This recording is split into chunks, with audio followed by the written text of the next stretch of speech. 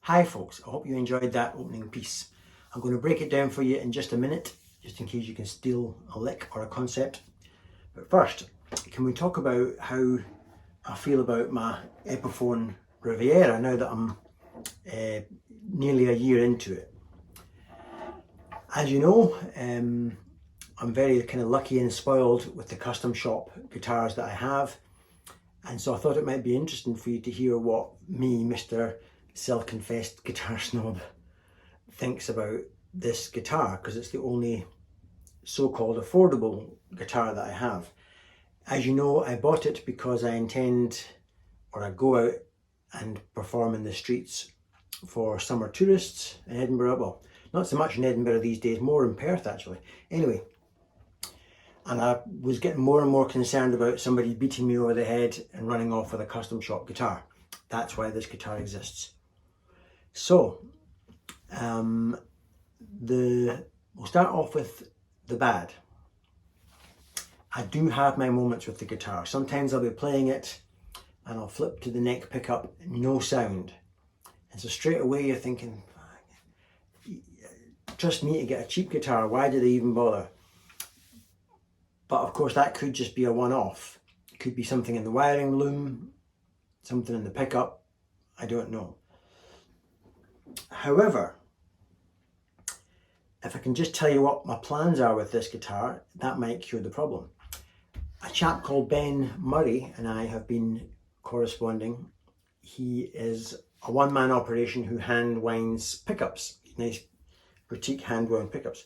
So he has wound me a set of mini humbuckers, and I'm going to put them in, or I'm going to get the guitar tech, our local tech, to put them in the guitar. And I reckon rather than just putting in the nice pickups, I may as well get him to put in a top of the range wiring harness with whatever a wiring harness has, a nice orange drop capacitor perhaps, and CTS pots, and maybe a switchcraft toggle, whatever, just so that the guitar can come up a level towards the other guitars I have and make it reliable. So that's that. So watch this space. I'll do a before and after comparison. Not that I might not improve the sound of this guitar, I don't know. Which brings me to my next thing. What do you think of the sound of this guitar? I've had people say it sounds great. Initially, I felt it didn't have the warmth and the woody nature of my 335.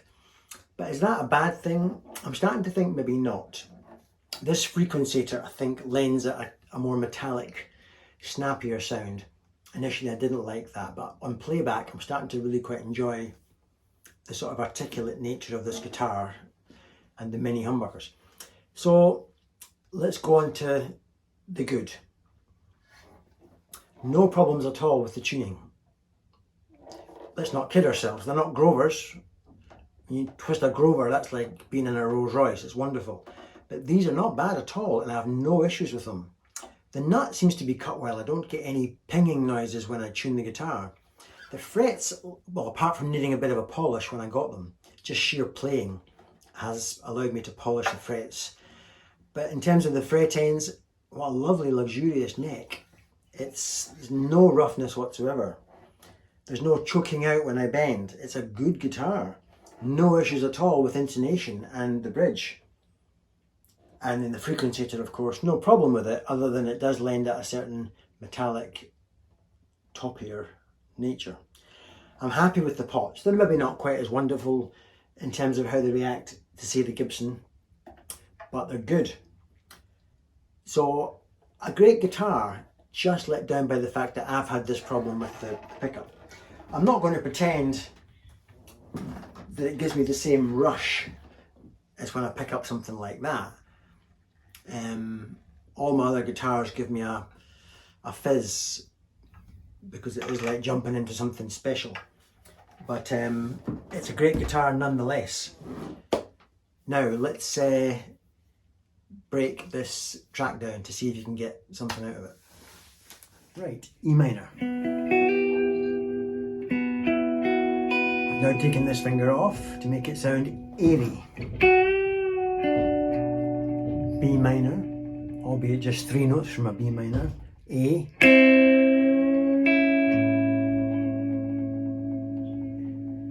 Down to E minor. But I've raised the E note up 2 frets to make it some colour, make it sound colourful. Then walking up an E minor.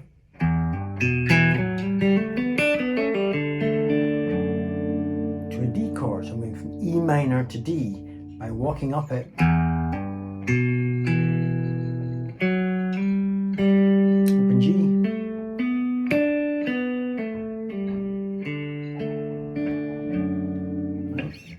So now I'm on D. Now I'm going to go from D to G back to D, but in quite a specific way. Watch this.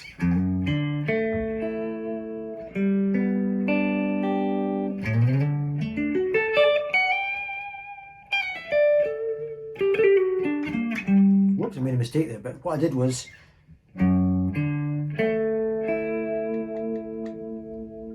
second of the E, fifth of the A, second of the G, and I'm raising the D note up a tone just for some colour. It's a bit like doing this to your D chord and taking the finger off. Then a G chord, then a D chord. But the way I walk up it makes it sound almost like a flourish or a freestyle lead. Just trickery and cheating. There's a D chord just running down a D chord. I deliberately aimed flat there so that I can bend it up, and then I'm going to drop it down to an E minor. I'm going to walk up an E minor chord.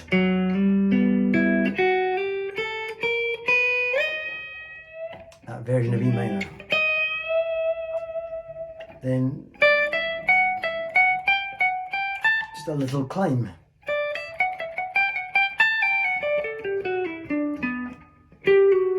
Right? I'm just coming down that shape of a D. Those last little notes to me, my brain was thinking that shape, E minor. now I feel we've gone to E minor. Now the little pattern.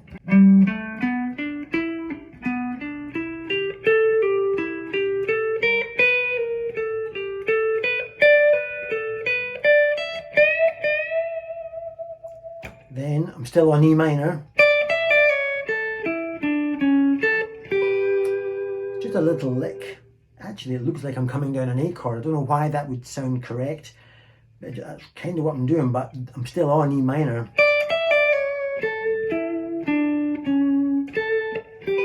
Then a similar set of notes.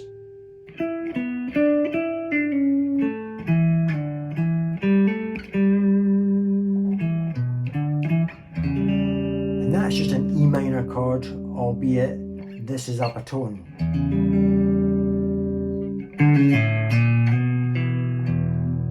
Sticking with the E minor. Then watch this kind of, like I created this like years ago and I really like it. I can't explain it, but it goes like this.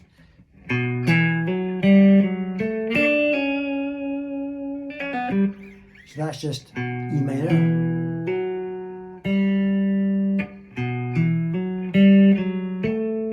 And that's kind of a D. And G. And that's just literally 3 notes from a D.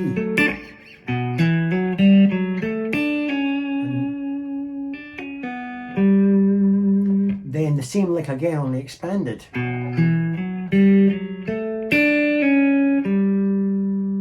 the 5th of the D, open B, 2nd of the thin E, hammer pulled off, 4th of the A, 5th of the B, down a tone.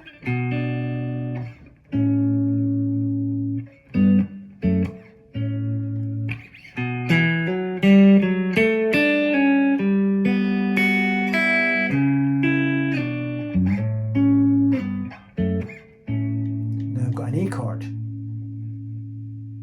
Then to resolve back to D. Right? A down to G. All with the same fretted E note and G string. Then I feel I want to go to B minor and I do some harmonized licks in B minor.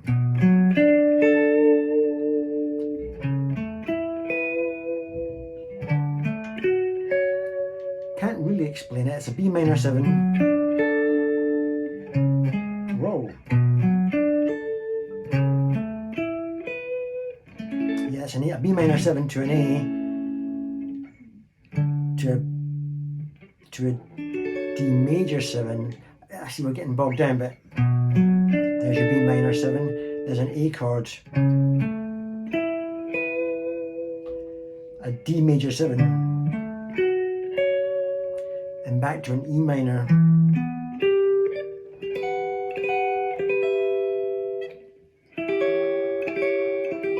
That's an E minor again, with the wee bit there.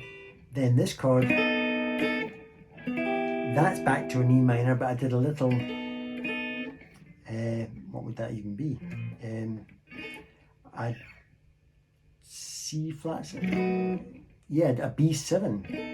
A B7 back to an E. I have no idea why that works. And then I resolved it with an A. Or should I say I hung it, because I'm hanging the whole song on this 5 chord, this A chord. And just to complicate things, I stuck on a little augmented.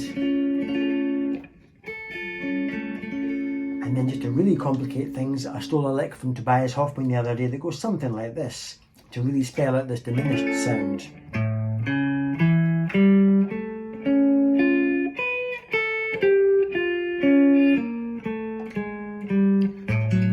Back to a D.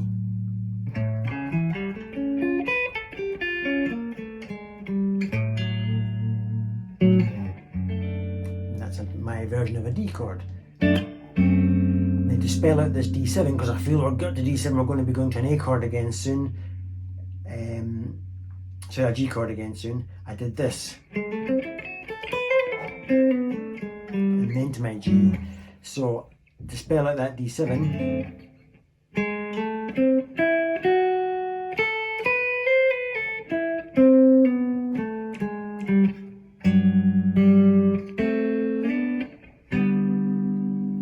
Then a diminished. A, another diminished, then a B minor 7.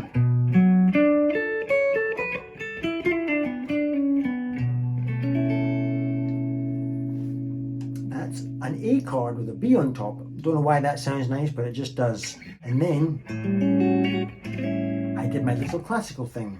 It's a D chord.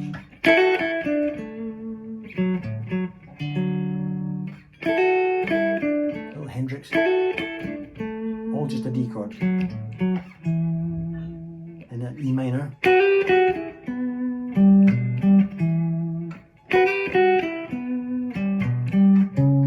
an A chord.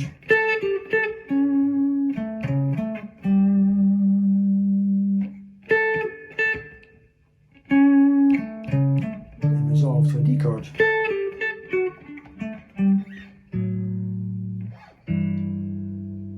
Hey, all done with mirrors.